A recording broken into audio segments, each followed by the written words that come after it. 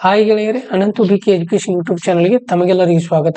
ಈ ದಿನ ಡಿಸೆಂಬರ್ 29 ಮತ್ತು 30ರ GK today current affairs MCQ ಪ್ರಶ್ನೆಗಳನ್ನ ಕನ್ನಡದಲ್ಲಿ ನಾವು ನೋಡಲಿದ್ದೇವೆ. ಬನ್ನಿ ಗೆಳೆಯರೇ, ಇವತ್ತು ಕ್ಲಾಸ್ ಅನ್ನ ಪ್ರಾರಂಭಿಸೋಣ.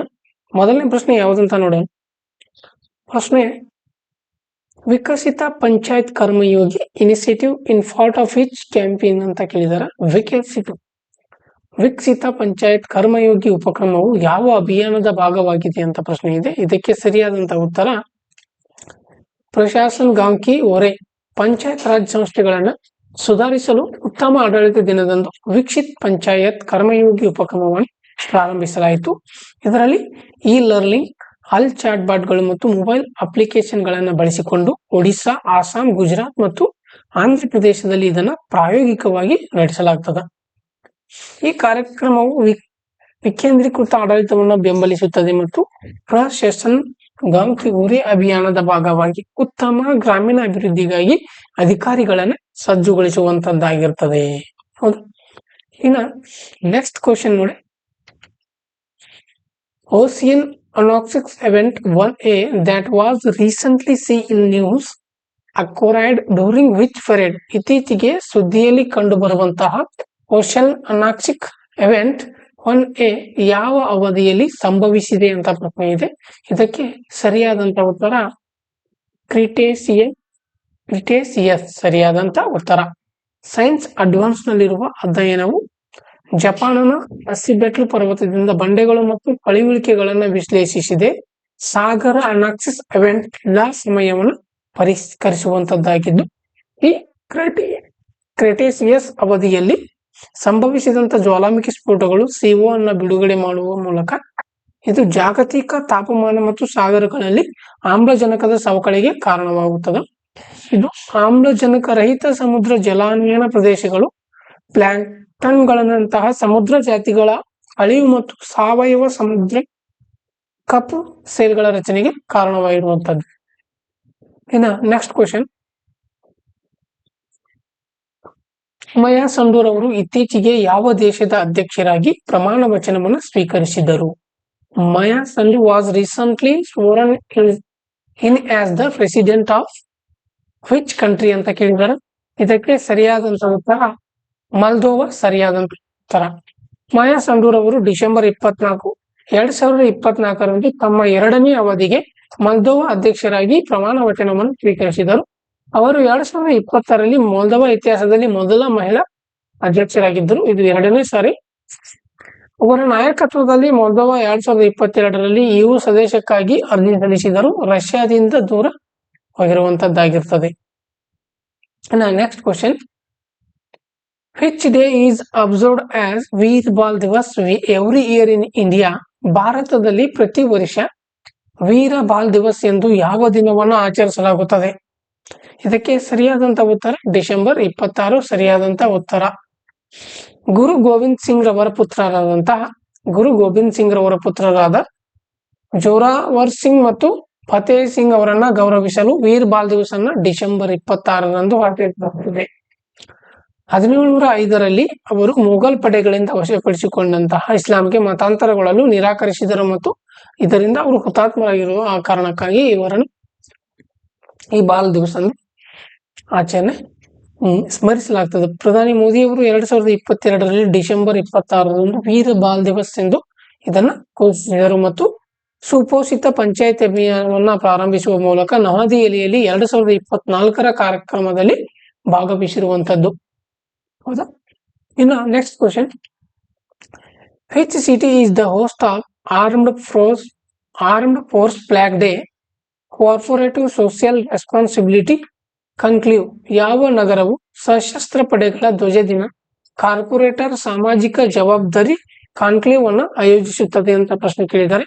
ಇದಕ್ಕೆ ಸರಿಯಾದಂತ ಉತ್ತರ ನವದೆಹಲಿ ಸರಿಯಾದಂತ ಉತ್ತರ. ಸಶಸ್ತ್ರ ಪಡೆಗಳ ಧ್ವಜ ದಿನದ CSR ಕಾನ್ಕ್ಲೇವ್ ಡಿಸೆಂಬರ್ 27, 2024ರಂದು ನವದೆಹಲಿಯಲ್ಲಿ ನಡೆಯಲಿದೆ. ರಕ್ಷಣಾ ಸಚಿವ ರಾಜನಾಥ್ ಸಿಂಗ್ ರವರ ಅಧ್ಯಕ್ಷತೆಯಲ್ಲಿ ಇದು ಅನುಭವಿಗಳ ಕಲ್ಯಾಣಕ್ಕಾಗಿ ಕಾರ್ಪೊರೇಟರ್ ಬೆಂಬಲವನ್ನ ಸಂಗ್ರಹಿಸುವಂತ ಒಂದು ಗುರಿಯನ್ನು ಹೊಂದಿರುವಂತದ್ದು. ಕೇಂದ್ರೀಯ ಸೈನಿಕ ಮಂಡಳಿಯಿಂದ ಆಯೋಜಿಸಲಾದ ಈ ಕಾರ್ಯಕ್ರಮ ರಾಷ್ಟ್ರಕ್ಕೆ ಸೇವೆ ಸಲ್ಲಿಸಿದವರಿಗೆ ಸಹಾಯ ಮಾಡುವ ಅಗತ್ಯವನ್ನ ಇದು ತೋರಿಸುವಂತದ್ದಾಗಿರ್ತದೆ. ಇನ್ನ next question, operation green scheme is implemented by which ministry? ಅಂದ್ರೆ ಆಪರೇಷನ್ ಗ್ರೀನ್ ಸ್ಕೀಮ್ ಅನ್ನ ಯಾವ ಸಚಿವಾಲಯವು ಜಾರಿಗೆ ತಂದಿದೆ ಅಂತ ಕೇಳಿದಾರ. ಇದಕ್ಕೆ ಸರಿಯಾದಂತ ಉತ್ತರ ಕೃಷಿ ಮತ್ತು ರೈತರ ಕಲ್ಯಾಣ ಸಚಿವಾಲಯವು ಸರಿಯಾದಂತ ಉತ್ತರ. ಭಾರತದಲ್ಲಿ ತೋಟಗಾರಿಕೆ ಉತ್ಪಾದನೆ ಮತ್ತು ಮಾರುಕಟ್ಟೆಯನ್ನ ಹೆಚ್ಚಿಸಲು ಆಪರೇಷನ್ ಗ್ರೀನ್ ಸ್ಕೀಮ್ ಅನ್ನ 2018ರಲ್ಲಿ ಪ್ರಾರಂಭಿಸಲಾಯಿತು. ಇದು ಟೊಮೆಟೊ, ಈರುಳ್ಳಿ ಮತ್ತು ಆಲೂಗಡ್ಡೆ ಮೌಲ್ಯ ಸರಪಳಿಯ ಮೇಲೆ ಕೇಂದ್ರೀಕರಿಸುತ್ತದೆ ಮತ್ತು ಇತರ ಹಾಳಾಗುವ ಬೆಳೆಗಳನ್ನು ಬೆಂಬಲಿಸುತ್ತದೆ. ಈ ಯೋಜನೆಯನ್ನು ಕೃಷಿ ಸಚಿವಾಲಯವು ನಿರ್ವಹಿಸುತ್ತದೆ ಮತ್ತು ಆತ್ಮನಿರ್ಭರ ಭಾರತ ಪ್ಯಾಕೇಜ್ ಮತ್ತು ಆಪರೇಷನ್ ಫ್ಲಡ್ ನ ಅಡಿಯಲ್ಲಿ NAFED ನಿಂದ ಹಣವನ್ನು ಪಡೆಯುವಂತದ್ದಾಗಿರ್ತದೆ. ಹೌದಾ? ಇನ್ನು next question, what is the name of scheme launched by Karnataka government provide free bus travel for women? ಮಹಿಳೆಯರಿಗೆ ಉಚಿತ ಬಸ್ ಪ್ರಯಾಣವನ್ನು ಒದಗಿಸಲು ಕರ್ನಾಟಕ ಸರ್ಕಾರವು ಪ್ರಾರಂಭಿಸಿದ ಯೋಜನೆಯ ಹೆಸರನ್ನು ಏನಂತ ಕೇಳಿದಾರ. ಇದಕ್ಕೆ ಸರಿಯಾದಂತ ಉತ್ತರ ಶಕ್ತಿ ಯೋಜನೆಯು ಸರಿಯಾದಂತ ಉತ್ತರ. ಕರ್ನಾಟಕದ ಶಕ್ತಿ ಯೋಜನೆಯು ಜೂನ್ 11, 2023ರಂದು ಇದನ್ನು ಪ್ರಾರಂಭಿಸಲಾಯಿತು. ರಾಜ್ಯ ಚಾಲಿತ ಬಸ್ಗಳಲ್ಲಿ ಮಹಿಳೆಯರಿಗೆ ಉಚಿತ ಬಸ್ ಪ್ರಯಾಣವನ್ನು ನೀಡುತ್ತದೆ. ಯೋಜನೆ ಪ್ರಾರಂಭವಾದಾಗಿನಿಂದ ದೈನಂದಿನ ಪ್ರಯಾಣಿಕರ ಸಂಖ್ಯೆ 93.44 ಲಕ್ಷದಿಂದ 116.63 ಲಕ್ಷಕ್ಕೆ ಏರಿಕೆಯಾಗಿರುವಂತದ್ದು. KSRTC ಮತ್ತು BMTC ತಮ್ಮ ಫೀಟ್ಗಳನ್ನು ಐಷಾರಾಮಿ ಮತ್ತು ಎಲೆಕ್ಟ್ರಿಕಲ್ ಬಸ್ಗಳೊಂದಿಗೆ ವಿಸ್ತರಿಸಿದೆ. ಆದರೆ ಸಾರಿಗೆ ನಿಗಮಗಳಿಗೆ ಮರುಪಾವತಿ ಇನ್ನು ಬಾಕಿ ಉಳಿದಿದೆ. ಇನ್ನ next question, Parker solar probe is associated with space organisation ಅಂತ ಕೇಳಿದಾರ. ಪಾರ್ಕ್ ಸೋಲಾರ್ ಪ್ರೋಬ್ ಬಾಹ್ಯಾಕಾಶ ಸಂಸ್ಥೆಗೆ ಇದು ಯಾವ ಬಾಹ್ಯಾಕಾಶ ಸಂಸ್ಥೆಗೆ ಸಂಬಂಧಿಸಿದೆ ಅಂತ ಕೇಳಿದಾರ. ಇದಕ್ಕೆ ಸರಿಯಾದಂತ ಉತ್ತರ ನಾಸಾ, ಅಂದ್ರೆ ರಾಷ್ಟ್ರೀಯ ಏರೋನಾಟಿಕ್ಸ್ ಮತ್ತು ಬಾಹ್ಯಾಕಾಶ ಆಡಳಿತಕ್ಕೆ ಸೇರಿರುವಂತದ್ದು. ಸೂರ್ಯನ ವಾತಾವರಣವನ್ನು ಅಧ್ಯಯನ ಮಾಡಲು ನಾಸಾದ ಪಾರ್ಕರ್ ಸೋಲಾರ್ ಪ್ರೋಬ್ ಅನ್ನು ಆಗಸ್ಟ್ 12, 2018ರಂದು ಪ್ರಾರಂಭಿಸಲಾಯಿತು. ಇದು ಸೂರ್ಯನಿಂದ 3.8 ಮಿಲಿಯನ್ ಮೈಲ್ಗಳ ಒಳಗೆ ಹಾರಿ ಹಿಂದಿನ ಯಾವುದೇ ಬಾಹ್ಯಾಕಾಶ ನೌಕೆಗಿಂತ ಹತ್ತಿರದಲ್ಲಿದೆ ಮತ್ತು 4,30,000 MPH ವೇಗವನ್ನು ತಲುಪಿರುವಂತದ್ದು. ಇನ್ನು 942 ಡಿಗ್ರಿ ಸೆಲ್ಸಿಯಸ್ ತಾಪಮಾನವನ್ನು ತೆಗೆದುಕೊಳ್ಳುವ ಸಂದರ್ಭದಲ್ಲಿ ಸೂರ್ಯನ ಕರುಣಾ ಕಾಂತೀಯ ಕ್ಷೇತ್ರ ಸೌರ ವೃತ್ತವನ್ನು ಅನ್ವೇಷಿಸುವ ಗುರಿಯನ್ನ ಈ ಮಿಷನ್ ಹೊಂದಿರುವಂತದ್ದು. ಇನ್ನು next question, recently A statue for farmer prime minister Atal Bihari Vajpayee was ಅನ್ವೇಲ್ಡ್ in which city of Uttar Pradesh? ಇತ್ತೀಚೆಗೆ ಮಾಜಿ ಪ್ರಧಾನಿ ಅಟಲ್ ಬಿಹಾರಿ ವಾಜಪೇಯಿ ಅವರ ಪ್ರತಿಮೆಯನ್ನ ಉತ್ತರ ಪ್ರದೇಶದ ಯಾವ ನಗರದಲ್ಲಿ ಅನಾವರಣಗೊಳಿಸಲಾಯಿತು ಅಂತ ಕೇಳಿದಾರ. ಇದಕ್ಕೆ ಸರಿಯಾದಂತ ಉತ್ತರ ಲಕ್ನೋ ಸರಿಯಾದಂತ ಉತ್ತರ. ಡಿಸೆಂಬರ್ 25, 2024ರಂದು ರಕ್ಷಣಾ ಸಚಿವ ರಾಜನಾಥ್ ಸಿಂಗ್ ಮತ್ತು UP CM ಯೋಗಿ ಆದಿತ್ಯನಾಥ್ ರವರು ಲಕ್ನೋದ ಕುಡಿಯ ಘಾಟ್ನಲ್ಲಿ ಅಟಲ್ ಬಿಹಾರಿ ವಾಜಪೇಯಿ ಅವರ ಪ್ರತಿಮೆಯನ್ನ ಅನಾವರಣಗೊಳಿಸಿರುವಂತದ್ದು. ಈ ಕಾರ್ಯಕ್ರಮವು ವಾಜಪೇಯಿ ಅವರ ಪರಂಪರೆಯನ್ನ ಭಾರತ ರತ್ನ ಮತ್ತು ಭಾರತದ ಮಾಜಿ ಪ್ರಧಾನಿಯಾಗಿ ಆಚರಿಸಿತು. ಈ ಪ್ರತಿಮೆಯನ್ನ ರಚಿಸುವುದಕ್ಕಾಗಿ ಶಿಲ್ಪಿ ಅಮರ್ಪಾಲ್ ಸಿಂಗ್ ಅವರನ್ನ ಗೌರವಿಸಲಾಯಿತು. ಇನ್ನು next question, Lesotho country lies in which of the following continents? Lesotho ದೇಶವು ಈ ಕೆಳಗಿನ ಯಾವ ಖಂಡದಲ್ಲಿದೆ ಅಂತ ಕೇಳಿದಾರ.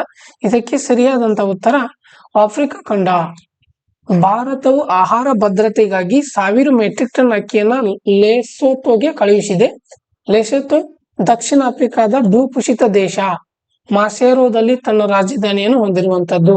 ದಿ ಮೌಂಟೇನ್ ಕಿಂಗ್ಡಮ್ ಎಂದು ಕರೆಯಲ್ಪಡುವ ಇದು ದಕ್ಷಿಣ ಆಫ್ರಿಕಾದ ಅತಿ ಎತ್ತರದ ಶಿಖರವಾದಂತಹ ತಬಾ ಇನ್ಕ್ಲೇನವನ್ನು ಒಳಗೊಂಡಿರುವಂತದ್ದು.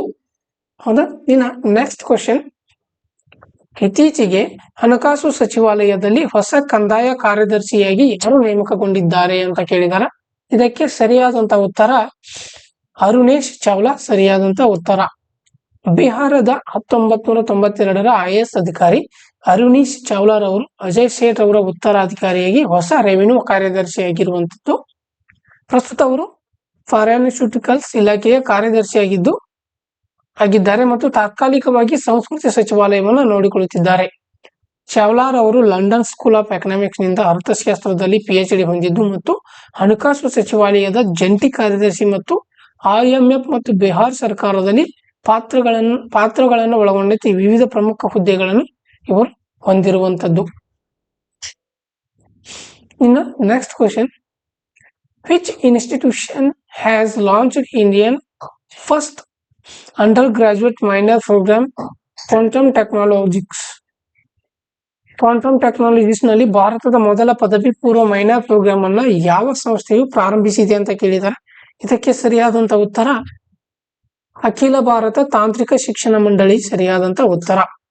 AICTE ಕ್ವಾಂಟಮ್ ಕ್ರಾಂತಿಗೆ ವಿದ್ಯಾರ್ಥಿಗಳನ್ನ ಸಿದ್ಧಪಡಿಸಲು ಕ್ವಾಂಟಮ್ ಟೆಕ್ನಾಲಜೀಸ್ ನಲ್ಲಿ ಭಾರತದ ಮೊದಲ ಪದವಿ ಪೂರ್ವ ಮೈನರ್ ಪ್ರೋಗ್ರಾಮ್ ಅನ್ನ ಪ್ರಾರಂಭಿಸಿತು. ಈ programme quantum computation, quantum communication, quantum sensing ಮತ್ತು ಕ್ವಾಂಟಮ್ ಮೆಟೀರಿಯಲ್ಸ್ ಅನ್ನ ಒಳಗೊಂಡಿದೆ. ಇಂಜಿನಿಯರಿಂಗ್ ವಿದ್ಯಾರ್ಥಿಗಳಿಗೆ ಅವರ 3ನೇ ಸೆಮಿಸ್ಟರ್ನಿಂದ ಮುಕ್ತವಾಗಿದೆ. ಇದು ಶೈಕ್ಷಣಿಕವನ್ನ ಉದ್ಯಮದೊಂದಿಗೆ ಸಂಪರ್ಕಿಸಲು ಪ್ರಾಜೆಕ್ಟ್ ಆಧಾರಿತ ಕಲಿಕೆಗೆ ಒತ್ತನ್ನು ನೀಡುವಂತದ್ದಾಗಿರ್ತದೆ. ಹೌದಾ? Next question, which ministry has introduce the Rashtra Parv website and app to provide convent access to information about national festival? ರಾಷ್ಟ್ರೀಯ ಹಬ್ಬಗಳ ಬಗ್ಗೆ ಮಾಹಿತಿಗೆ ಅನುಕೂಲಕರ ಪ್ರವೇಶವನ್ನು ಒದಗಿಸಲು ಯಾವ ಸಚಿವಾಲಯವು ರಾಷ್ಟ್ರ ಪರ್ವ ವೆಬ್ಸೈಟ್ ಮತ್ತು ಅಪ್ಲಿಕೇಶನ್ ಅನ್ನ ಪರಿಚಯಿಸಿದೆ ಅಂತ ಕೇಳಿದ್ದಾರೆ. ಇದಕ್ಕೆ ಸರಿಯಾದಂತ ಉತ್ತರ ರಕ್ಷಣಾ ಸಚಿವಾಲಯ ಸರಿಯಾದಂತ ಉತ್ತರ. ರಾಷ್ಟ್ರೀಯ ಹಬ್ಬದ ಮಾಹಿತಿಯನ್ನು ಸುಲಭವಾಗಿ ಪ್ರವೇಶಿಸಲು ರಕ್ಷಣಾ ಸಚಿವಾಲಯವು ರಾಷ್ಟ್ರ ಪರ್ವ ವೆಬ್ಸೈಟ್ ಮತ್ತು ಅಪ್ಲಿಕೇಶನ್ ಅನ್ನು ಪ್ರಾರಂಭಿಸಿದೆ. ರಕ್ಷಣಾ ಕಾರ್ಯದರ್ಶಿ ರಾಜೇಶ್ ಕುಮಾರ್ ಸಿಂಗ್ ರವರ ಸಂಘಟನೆಗಳ ಬಗ್ಗೆ ತಿಳಿಸಲು ಅದರ ಅನುಕೂಲತೆಯನ್ನು ಇದು ಹೇಳಿರುವಂತದ್ದು. ವೇದಿಕೆಯು ನೈಜ ಸಮಯದ ನವೀಕರಣಗಳು, ಭಾಗವಹಿಸುವಿಕೆ ವಿವರಗಳು ಮತ್ತು ನಾಗರಿಕರಿಗೆ ಬಳಕೆದಾರರ ಸ್ನೇಹಿ ಅನುಭವವನ್ನು ನೀಡುತ್ತದೆ. ಇನ್ನು ನೆಕ್ಸ್ಟ್ ಕ್ವೆಶ್ಚನ್, ಸ್ವಾಮಿತ್ವ ಯೋಜನೆಯನ್ನ ಯಾವ ಸಚಿವಾಲಯವು ಪ್ರಾರಂಭಿಸಿದೆ ಅಂತ ಕೇಳಿದಾರ. ಇದಕ್ಕೆ ಸರಿಯಾದಂತ ಉತ್ತರ ಪಂಚಾಯತ್ ರಾಜ್ ಸಚಿವಾಲಯ ಸರಿಯಾದಂತ ಉತ್ತರ. ಸ್ವಾಮಿತ್ವ ಯೋಜನೆ ಪ್ರಾರಂಭವಾದ 4 ವರ್ಷಗಳ ನಂತರ 12 ರಾಜ್ಯಗಳ 50,000 ಹಳ್ಳಿಗಳಲ್ಲಿ 5.8 ಮಿಲಿಯನ್ ಆಸ್ತಿ ಕಾರ್ಡ್ಗಳನ್ನು ಪ್ರಧಾನಮಂತ್ರಿ ಮೋದಿ ಅವರು ವಿತರಿಸಲಿದ್ದಾರೆ. ಸ್ವಾಮಿತ್ವ ಪಂಚಾಯತ್ ರಾಜ್ ಸಚಿವಾಲಯದಿಂದ 2020ರಲ್ಲಿ ಪ್ರಾರಂಭವಾಯಿತು. ಗ್ರಾಮೀಣ ಮಾಲೀಕರಿಗೆ ಅಧಿಕೃತ ಆಸ್ತಿ ದಾಖಲೆಗಳನ್ನು ಒದಗಿಸುವುದು, ಸಾಲಗಳಿಗೆ ಪ್ರವೇಶವನ್ನು ಹೆಚ್ಚಿಸುವುದು ಮತ್ತು ವಿವಾದಗಳನ್ನು ಕಡಿಮೆ ಮಾಡುವುದಾಗಿದೆ. ಈ ಯೋಜನೆಯು 20.19 ಮಿಲಿಯನ್ ಆಸ್ತಿ ಕಾರ್ಡುಗಳನ್ನು ನೀಡಿದೆ ಮತ್ತು 3,17,000 ಹಳ್ಳಿಗಳಲ್ಲಿ ಡ್ರೋನ್ ಮ್ಯಾಪಿಂಗ್ 92% ಪೂರ್ಣಗೊಳಿಸಿದೆ. ಮಹಿಳೆಯರನ್ನ ಸಬಲೀಕರಣಗೊಳಿಸುತ್ತದೆ ಮತ್ತು ಸಮುದಾಯ ಅಭಿವೃದ್ಧಿಯನ್ನು ಇದು ಉತ್ತೇಜಿಸುವಂತಾಗಿರುತ್ತದೆ. ಇನ್ನು ಮುಂದಿನ question, Swadesh Darshan 2.0 Prasad and SASCI are the initiative of which ministry? Swadesh Darshan 2.0 Prasad ಮತ್ತು SASCI ಯಾವ ಸಚಿವಾಲಯದ ಒಂದು ಉಪಕ್ರಮಗಳಾಗಿವೆ ಅಂತ ಕೇಳಿದಾರೆ. ಇದಕ್ಕೆ ಸರಿಯಾದಂತ ಉತ್ತರ ಪ್ರವಾಸೋದ್ಯಮ ಸಚಿವಾಲಯವು ಸರಿಯಾದಂತ ಉತ್ತರ. 2024ರಲ್ಲಿ ಪ್ರವಾಸೋದ್ಯಮ ಸಚಿವಾಲಯವು ಸ್ವದೇಶ ದರ್ಶನ 2.0 ಪ್ರಸಾದ್ ಮತ್ತು SASCI ಅಂತಹ ಉಪಕ್ರಮಗಳ ಮೂಲಕ ಮೂಲ ಸೌಕರ್ಯ, ಸುಸ್ಥಿರ ಪ್ರವಾಸೋದ್ಯಮ, ಜಾಗತಿಕ ಪ್ರಚಾರ ಮತ್ತು ಕೌಶಲ್ಯ ಅಭಿವೃದ್ಧಿಗೆ ಆದ್ಯತೆಯನ್ನ ನೀಡಿದೆ. ಸ್ವದೇಶ ದರ್ಶನ 2.0 5,287.90 ಕೋಟಿ ಮೌಲ್ಯದ 76 ಯೋಜನೆಗಳನ್ನು ಅನುಮೋದಿಸಿದೆ. ಇದರಲ್ಲಿ 75 ಪೂರ್ಣಗೊಂಡಿವೆ. ಆದರೆ ಪ್ರಸಾದ 1,646.99 ಕೋಟಿ ಮೌಲ್ಯದ 48 ಯೋಜನೆಗಳನ್ನು ಮಂಜೂರು ಮಾಡಿದ್ದು, ಇದರಲ್ಲಿ 23 ಪೂರ್ಣಗೊಂಡಿರುವಂತದ್ದು. ಇನ್ನು SASCI 23 ರಾಜ್ಯಗಳಾದ್ಯಂತ ಸಾಂಪ್ರದಾಯಿಕ ಪ್ರವಾಸಿ ಕೇಂದ್ರಗಳನ್ನು ಅಭಿವೃದ್ಧಿಪಡಿಸಲು 3,295.76 ಕೋಟಿಗಳೊಂದಿಗೆ 40 ಯೋಜನೆಗಳನ್ನು ಬೆಂಬಲಿಸಿದೆ. ಪ್ರವಾಸಿ ಕೇಂದ್ರಿತ ವಿಧಾನದೊಂದಿಗೆ ಜವಾಬ್ದಾರಿಯುತ ಪ್ರವಾಸೋದ್ಯಮವನ್ನು ಇದು ಉತ್ತೇಜಿಸುತ್ತದೆ. ಹೌದಾ? ಇನ್ನು ಇಂದಿನ ಕ್ಲಾಸ್ ಯಾರಿಗೆಲ್ಲ ಇಷ್ಟವಾಗಿದೆ ಲೈಕ್ ಮಾಡಿ, ಶೇರ್ ಮಾಡಿ ಮತ್ತು ಕಮೆಂಟ್ಸ್ ಮಾಡಿ. ನೀವೇನಾದ್ರೂ ನನ್ನ ಚಾನಲ್ಗೆ ಹೊಸಬರಾಗಿದ್ರೆ ಸಬ್ಸ್ಕ್ರೈಬ್ ಮಾಡಿಕೊಳ್ಳಿ ಅಂತ ಹೇಳ್ತಾ ಇಂದಿನ ಕ್ಲಾಸ್ ಅನ್ನ ಮುಗಿಸ್ತಾ ಇದ್ದೀನಿ. Thank you.